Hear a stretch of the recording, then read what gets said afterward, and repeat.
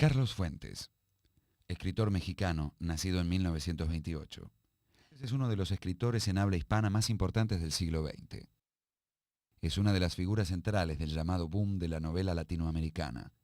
Su compromiso social, político y estético es un rasgo fundamental de su obra. Autor de grandes novelas, entre las que destacan La muerte de Artemio Cruz y Terra Nostra, su prosa refleja su interés por la cultura y la sociedad latinoamericana.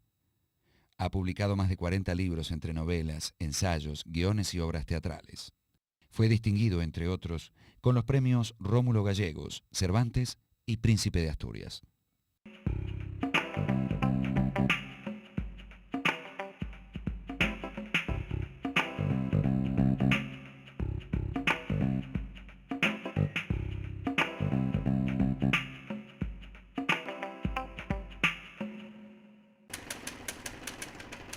Yo tengo amigos de la escuela en Chile que seguimos siendo amigos hasta ahora, nos vemos, nos visitamos, nos carteamos.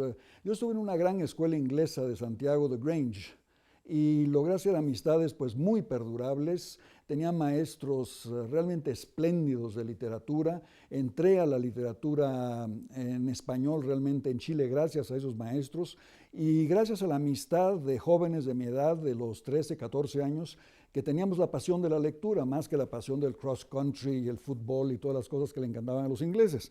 De manera que para mí fue una experiencia fundamental en todos sentidos, también en el sentido de haber hecho amistades tan perdurables que ya le digo, todavía nos vemos, nos encontramos y nos queremos. Mi madre cumplía el difícil papel de esposa de diplomático. A las esposas de los diplomáticos no se les da sueldo, pero debería dárseles, porque cumplen una tarea importantísima. Ellas también tienen representación. Ellas también tienen que duplicar la asistencia a ceremonias, a fiestas, la abundante vida diplomática, con las tareas del hogar, la formación de los hijos. Y mi madre hizo esto estupendamente bien, de manera que pues fue un poco la espina dorsal de nuestro hogar, de nuestra casa, lo ha sido siempre. Mi padre sí tenía en efecto muchas obligaciones, pero quien estaba ahí siempre como una especie de columna que sostenía el techo, pues era mi madre. Me reconozco como un mexicano descendiente de españoles y de indígenas. Hay un buen novelista mexicano, excelente novelista, Ignacio Solares, que lo dice de una manera cómica, ¿verdad? Dice, yo soy puro mexicano, no tengo nada ni de español ni de indio. Pues es todo lo contrario. Y Hernán Cortés es una figura clave en nuestra historia que hemos apartado, hemos puesto en las sombras como una vergüenza. Es un error porque crea traumas innecesarios, crea mentiras y mitos innecesarios en la mentalidad mexicana. Carlos Fuentes es un escritor que ha marcado desde mediados del siglo XX un estilo literario y yo diría un estilo de construir literatura. Todos pueden asociar la figura de Carlos Fuentes a lo que se conoció como boom latinoamericano en su momento, con la aparición de figuras emblemáticas de escritores de la talla de Cortázar, de García Márquez o de Roa Bastos, y me parece que esto es circunscribir, minimizar y de alguna manera yo diría que parcializar la importancia de Carlos Fuentes en la literatura de toda Latinoamérica.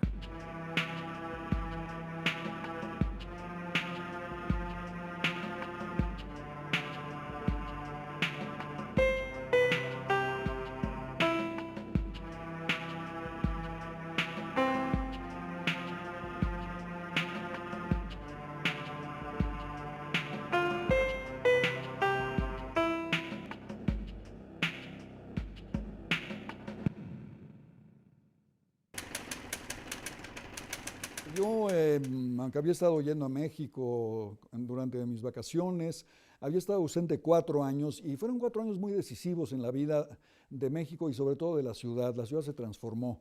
Y yo creo que este es el germen de mi novela La región más transparente, que en esos años la ciudad cambió totalmente y que de las cenizas, de los surcos también de la Revolución Mexicana, había surgido una nueva clase, una nueva burguesía mexicana, sumamente poderosa, que en muchos casos eran antiguos revolucionarios, encumbrados, pero también muchísima clase media, mucha clase burguesa, banqueros, comerciantes, industriales, que habían logrado su riqueza paradójicamente gracias a la Revolución Mexicana, gracias a la reforma agraria de Cárdenas, gracias a la liberación del campesino, del peón, que se convirtió en mano de obra barata para la industria mexicana naciente. Entonces, yo lo que quería era escribir una novela sobre esa sociedad y sobre esa ciudad que me había encontrado repentinamente a mi regreso de Buenos Aires.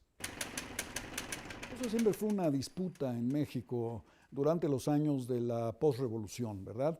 Había un nacionalismo que creó sobre todo el movimiento pictórico, mural, pero no era difícil darse cuenta de que Siqueiros, Rivera y Orozco tenían muy poco que ver con una tradición mexicana, que por muy nacionalistas que se proclamaran, Rivera le debía muchísimo al Renacimiento italiano y a Gauguin, que Siqueiros se lo debía casi todo al futurismo italiano, a Boccioni, a Carrà, que Orozco era un descendiente o contemporáneo, si usted quiere, del expresionismo alemán, de manera que el nacionalismo era más bien temático, pero en cuanto a las formas tenían poco que ver, digamos, con el arte indígena, que es un arte muy singular y que no se refleja para nada en la obra de los pintores mexicanos.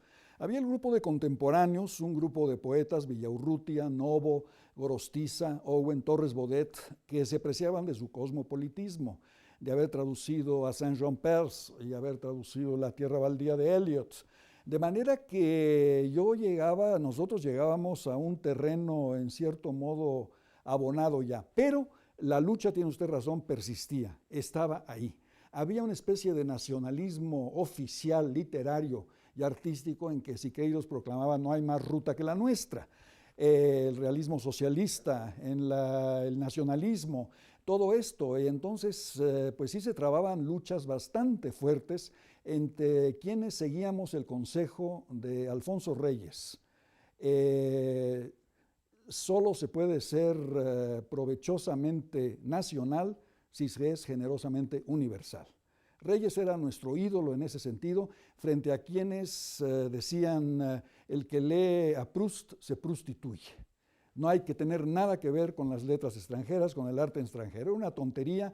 Tamayo estaba pintando ya una pintura de otro tipo muy distinta. Octavio Paz estaba escribiendo una poesía también que no le debía nada al nacionalismo, de manera que no estábamos tan desguarecidos quienes en la juventud decíamos hay que ser generosos, hay que aceptarlo todo, hay que enriquecerse con todo, no estreñirse, reducirse y perecer en un nacionalismo de pacotilla.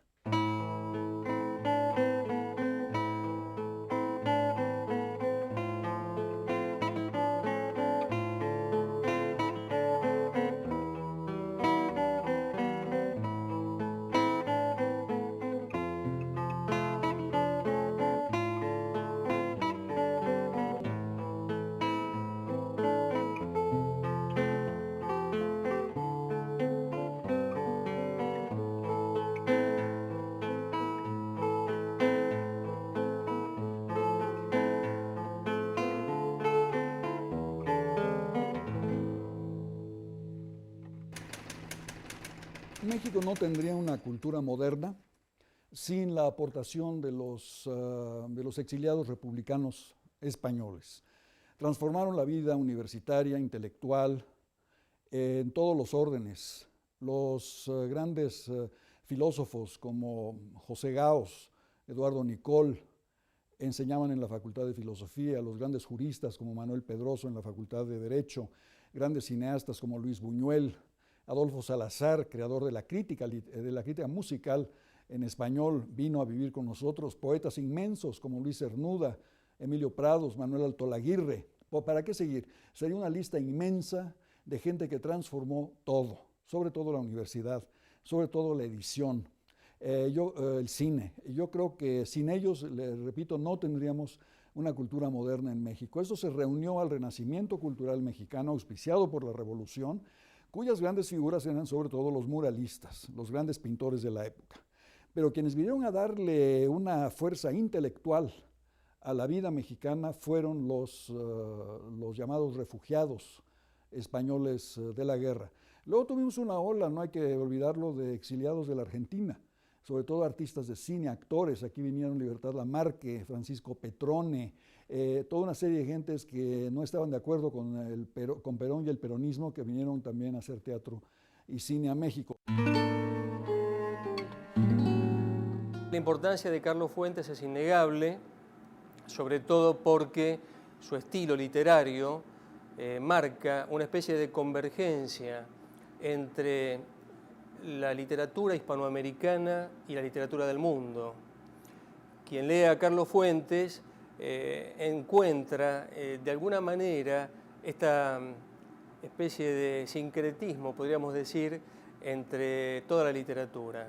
Él dice algo muy interesante y en un sentido no exento de ironía.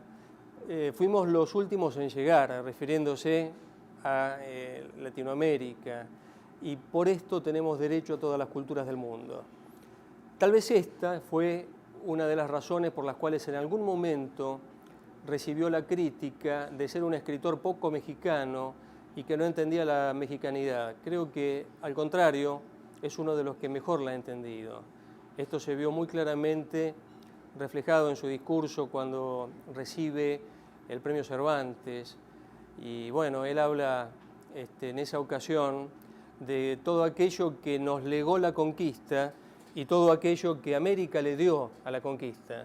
Y básicamente lo que le dio fue el arte, la imaginación, obviamente la literatura. Y yo creo que encarna él emblemáticamente la posición de un escritor que demuestra con su obra que el único compromiso que tiene es la literatura, pero básicamente hay un compromiso moral soterrado en su literatura, que es un compromiso por lo que Borges diría un destino latinoamericano.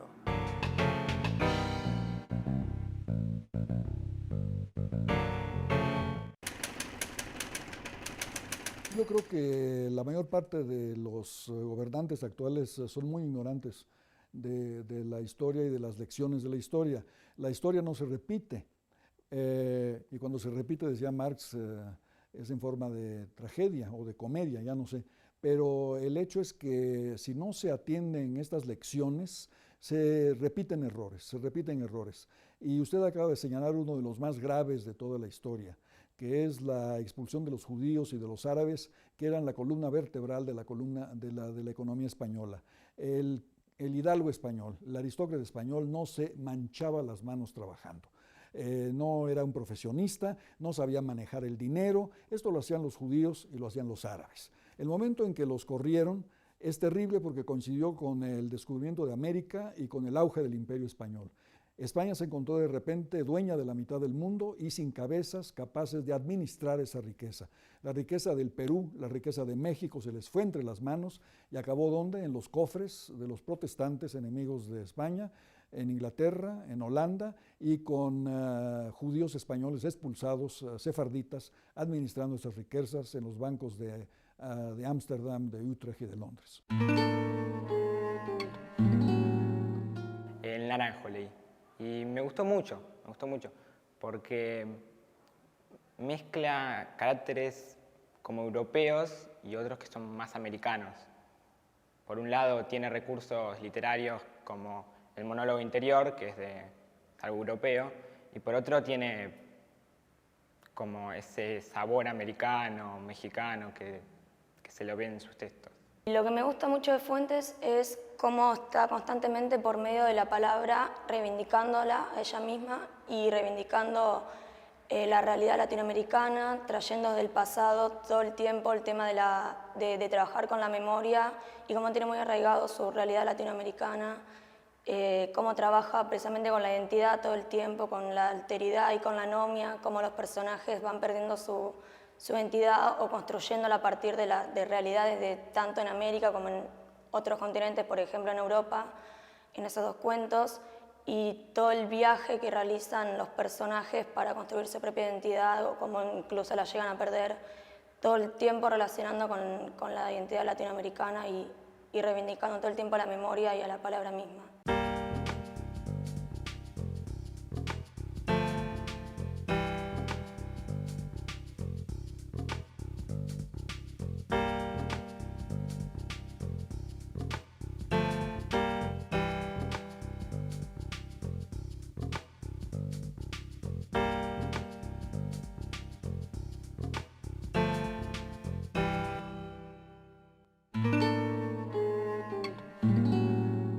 Yo diría que el problema con Carlos Fuentes es que lo precede un prestigio tal que muchas veces dificulta el abordaje de la obra, ¿no?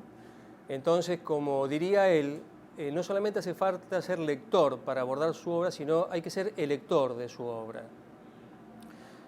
Su particularidad básica es que prescinde de la tradición hispánica en su literatura y podemos encontrar en toda la obra de él, desde el monólogo proustiano, al mejor estilo de Proust, hasta la influencia de la pintura, de la música y del cine. Esto lo transforma en un escritor que revela en su producción literaria una cosmogonía muy interesante. Yo creo que este factor de su internacionalidad, por decirlo de alguna manera, ¿no?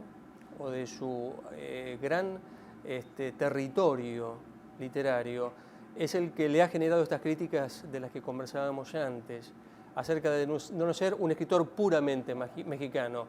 Él sostiene que ser puramente mexicano o ser puramente latinoamericano es ser un escritor del mundo.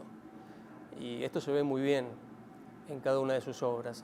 Yo diría entonces que técnicamente podríamos descubrir en él esta figura del monólogo interior, del viaje permanente hacia el pasado. Hay una novela emblemática, La muerte de Artemio Cruz, y Artemio Cruz como protagonista de este viaje entre su lecho de enfermo, su historia y la historia de México, que creo que si yo debiera señalar una obra de Fuentes para conocer a Fuentes, La muerte de Artemio Cruz sería una de ellas.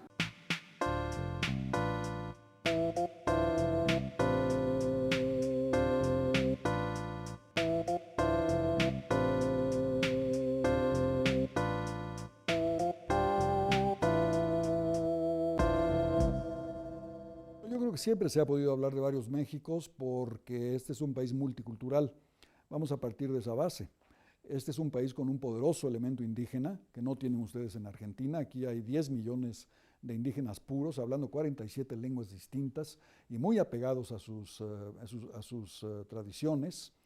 Es un país de mestizaje cultural muy intenso, quizá el más intenso de la América Latina, con excepción del Brasil, en que realmente el elemento europeo y el elemento indígena se fundieron de una manera indisoluble para crear una cultura mexicana de perfiles muy acusados, desde el barroco colonial hasta las expresiones modernas. Pero en lo que yo insisto es que en estas características del mexicano, y no me refiero a Jorge Negrete y el charro y el zarape de Saltillo y cosas así, me refiero a la profundidad del ser mexicano, somos lo que somos porque hemos recibido mucho del mundo.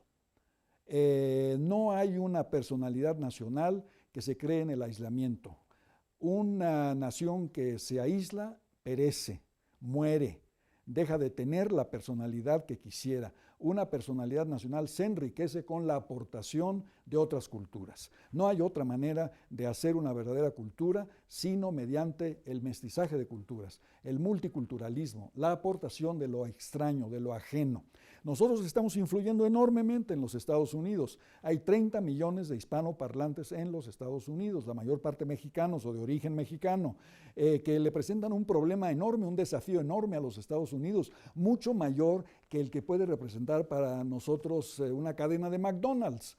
Siempre he dicho, ¿quién le teme a Mickey Mouse? Yo no le temo a Mickey Mouse porque sé que tengo una cultura muy profunda en México. Los norteamericanos pueden tenerle miedo a la presencia hispanoparlante o mexicana en los Estados Unidos, simplemente por el número creciente de gente que habla español, que le presenta un desafío a la lengua inglesa como lengua primordial de los Estados Unidos. El español está tan enraizado en América Latina que yo no veo la posibilidad de que haya una acción comercial de los Estados Unidos capaz de sustituir el español por el inglés. Puede haber frases, siempre la ha habido. Yo veía hace poco, soy muy hincha del viejo cine argentino, y veía una antiquísima película que se llama Los muchachos de antes no usaban gomina, con Mecha Ortiz y Santiago Arrieta. Entonces Santiago Arrieta y Parravicini, que son dos guapos del 900, ¿verdad? De repente tienen hijos y los hijos dicen, vamos a tomar cocktails, bye bye baby, let's take a ride. Ese es el Buenos Aires de 1937, haga usted favor. Y están todos estos elementos de la cultura norteamericana que, por lo que le estoy diciendo, resultan sumamente superficiales, resultan moda. Antes Buenos Aires era una ciudad francesa. Bogotá se ufanó de que por fin era una ciudad progresista y europea el día que se instaló por primera vez una modista francesa en Santa Fe de Bogotá. Y la ciudad de Guatemala tenía un arco en el siglo XIX que decía Guatemala, el París de Centroamérica, esperando que algún día París pusiera una valla similar que dijera París, la Guatemala de Europa. No sucedió, ¿verdad? Pero son cosas que son para mí bastante superficiales. En el fondo, ¿qué? ¿Habría literatura latinoamericana sin la literatura griega, latina, europea, norteamericana? ¿Qué influencia tan grande hemos tenido los novelistas latinoamericanos de Faulkner, de Hemingway? Ha sido enorme. Yo creo que Mario Vargas Llosa o Gabriel García Márquez o José Donoso, que estaba muy influido por Henry James, por ejemplo, yo mismo, no podíamos negar esta influencia que nos ha enriquecido, no nos ha empobrecido. Tiene que ver con muchos factores, tiene que ver con la pauperización del campo mexicano, la cantidad de inmigrantes que entran a esta ciudad todos los días. Entran miles de 2,000 personas, entran a esta ciudad de México todos los días. Quiere decir que son 60,000 nuevos inmigrantes del campo a México. Una buena parte son expulsados a los Estados Unidos, se van a trabajar a los Estados Unidos.